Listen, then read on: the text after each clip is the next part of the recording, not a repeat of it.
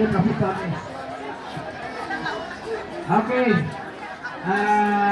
To our school principal 3,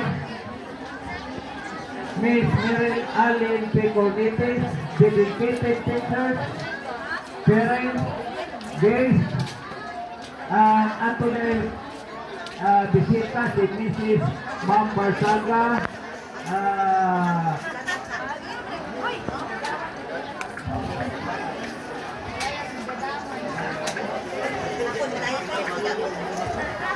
Maunay Education Program Supervisor, sorry ma'am. Fellow barangay officials, tuod ako lang ipaiwalo ninyo sa barangay officials ang ato kaning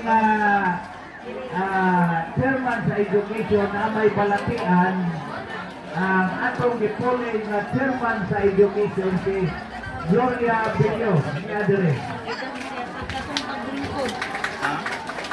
And most especially to our dear learners of Launian Elementary School, a pleasant morning to everyone. Pantay. Dili na po kain na? Anara, okay. Alas 9 pa. It is with great joy and gratitude that I stand before you this morning as we officially open another school year 2026-2027. First and foremost, let us thank Almighty God for His countless blessings, protection, and guidance that have brought us together. Ito sa dito sa gawa sidecar kay mo ino tubig ko kayo.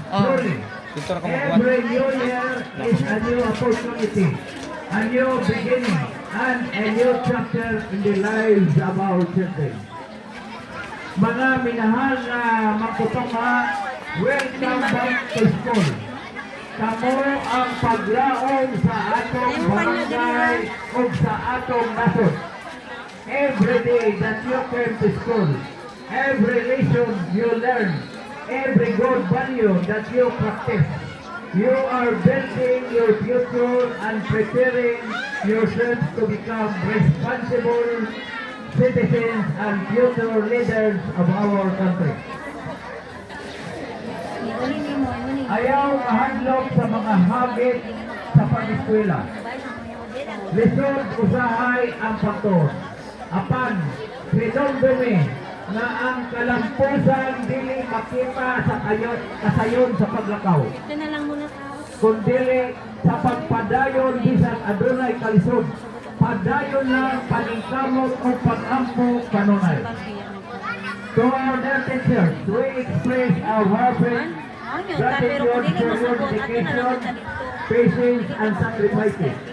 You are not only educators but also mentors, role models, and second